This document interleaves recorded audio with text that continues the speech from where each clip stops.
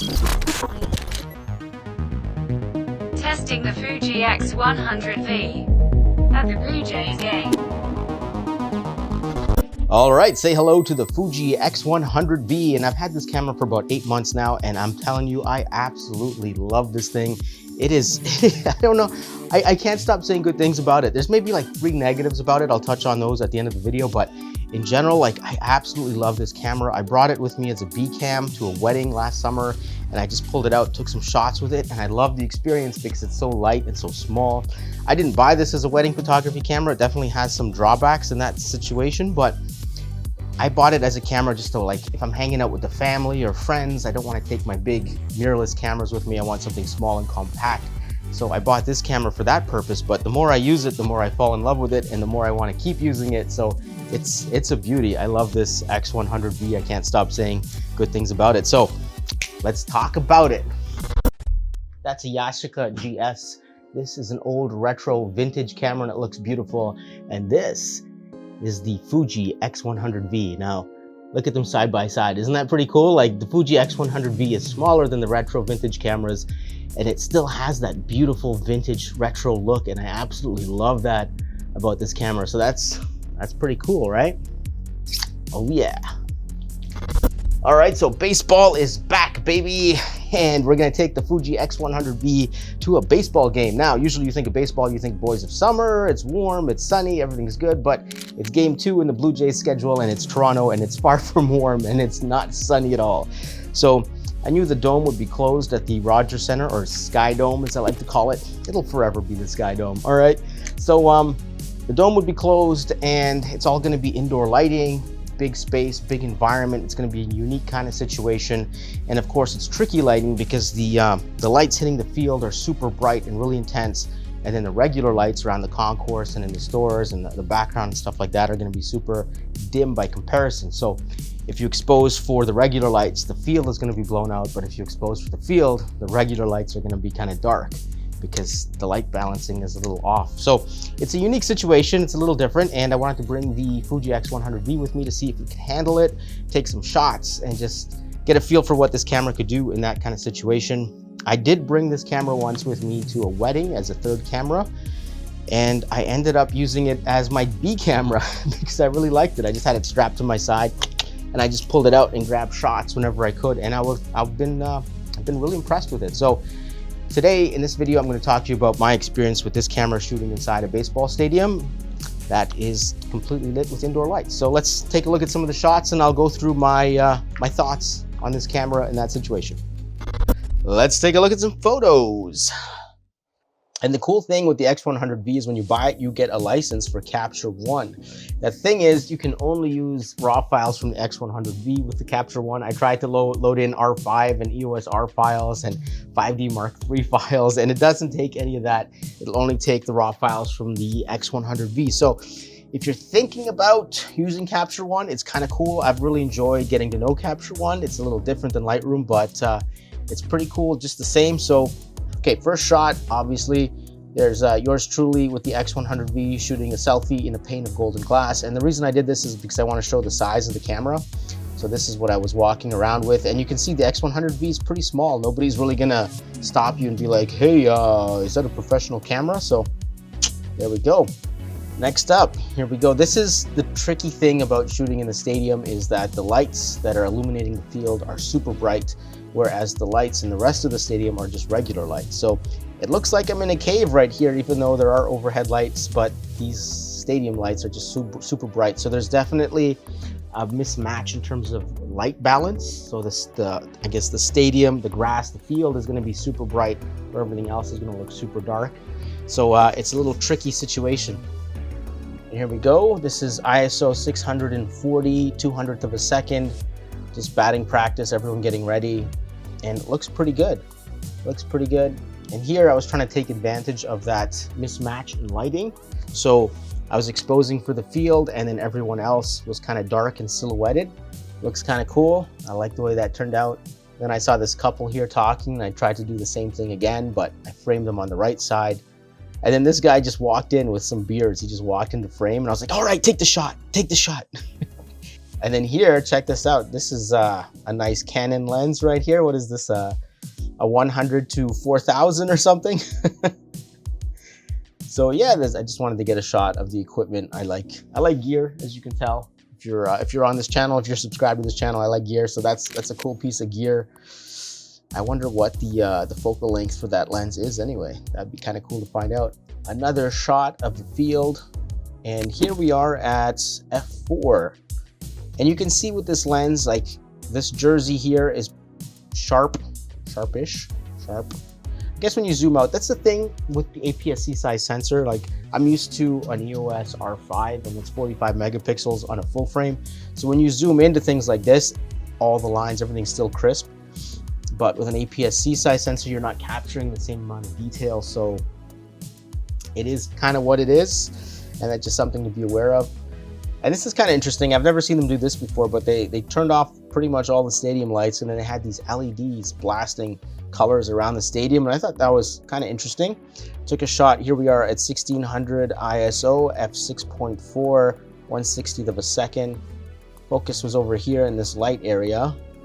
All right, and here we go. I wanted to get this. I like this arc here. This is sort of like the outfield arc.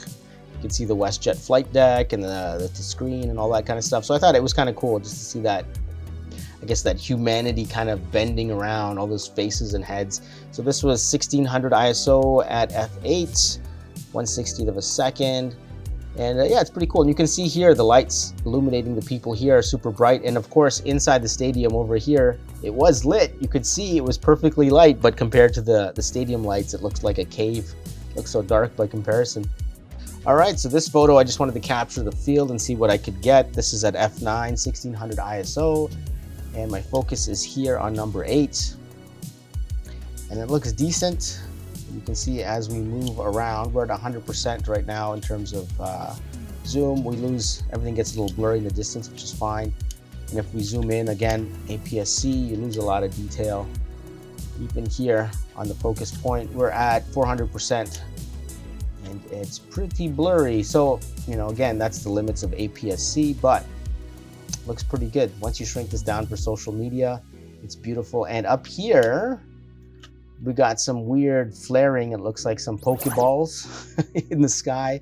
So we got this red dot here and these red yellow dots here, probably from these halogen lights or whatever they are, creating some interesting flare. And I haven't really noticed this type of flare in my shots before.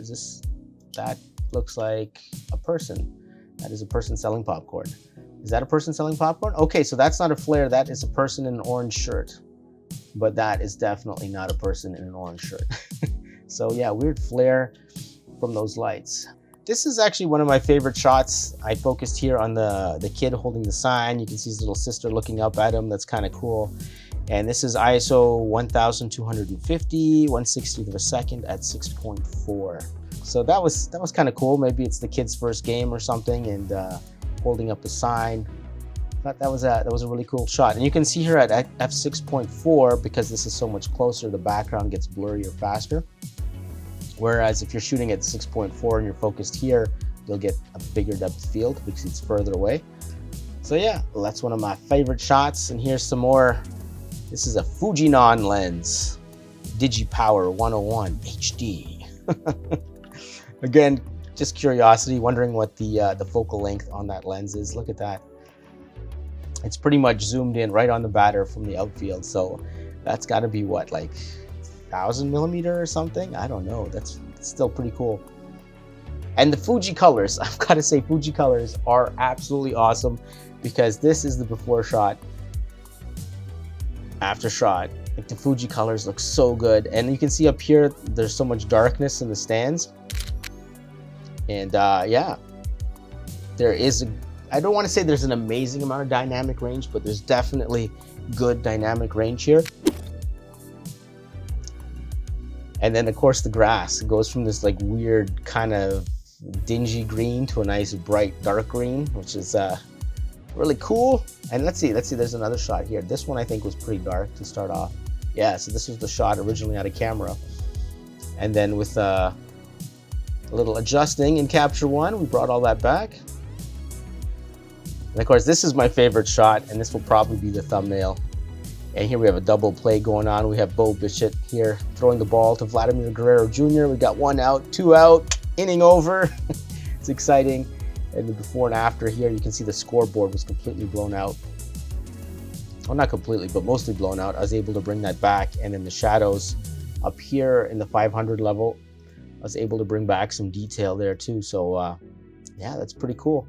And I pretty much use classic negative all day, so that's where all these photos are shot in. And the really nice thing with the Capture One program, and I assume you can do this with Lightroom too, is I shot all the photos in classic negative throughout the day, but you can actually go in here and you can change your film simulation after. I mean, obviously you have to be shooting raw to do this, but yeah, so if you want to change it to monochrome, classic chrome, across, or whatever you want to do, you can change everything in post. All right, this photo is nothing special. The composition's kind of everything's I shot it quickly because the person walking down the stairs here has a Bo Bichette shirt on. Bichette, I hope I'm saying that right. And then you can see Bichette is up to bat here. You see the picture on the Jumbotron and stuff. So there was a cool continuity there, a little bit of a story, but anyway, so this is the before shot and this is the after shot. So that's pretty cool. I mean, I had to expose for the field here because I didn't want the field to be blown out, but I was able to bring back a lot of the details in the shadow in Capture One. So that is awesome. Awesome. And of course here, someone hit a home run. Everyone's like, yeah! I thought that would be a cool, emotional shot. And you can see it right out of camera. It looks terrible. Everything's kind of blown out. The whites are too white. The darks are too dark, too much contrast. And then boop, we just adjust it. And then here is the end of the game. We're calling in the closer. We got local Toronto pitcher Romano coming out. And yeah, I've never seen them dim the lights for a pitcher entrance before, but they dim the lights and they put on the red LEDs and it got a little funky in there. And this is ISO 1250 at f3.6. Came out pretty good at 100%. It's all right. You can see you can read the letters pretty clearly. The focus, I was trying to focus on the picture obviously, but it seems like the focus is on the letters in the background. But when you zoom out, who's to know the difference?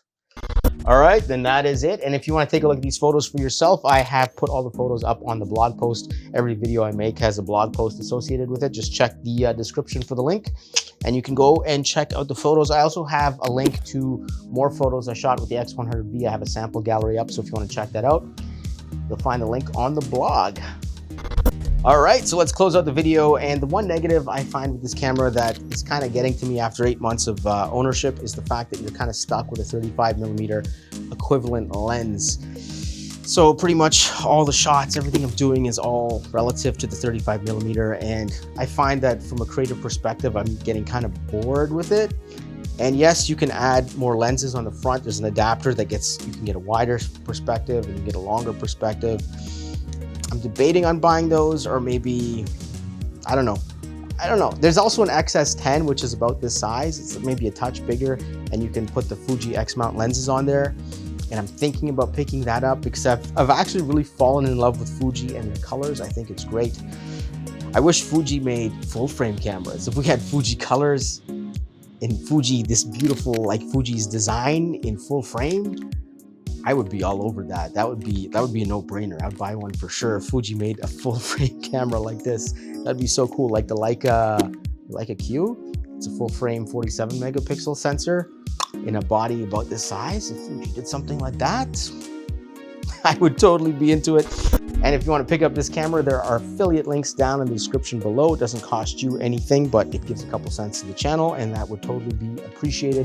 I'm working hard on trying to bring you guys good content. So if you want to pick something up, check out the links in the description. And with that being said, this video is now over. Hopefully you enjoyed it. If you have any questions about the X100v, leave them in the comments below and I will get back to you.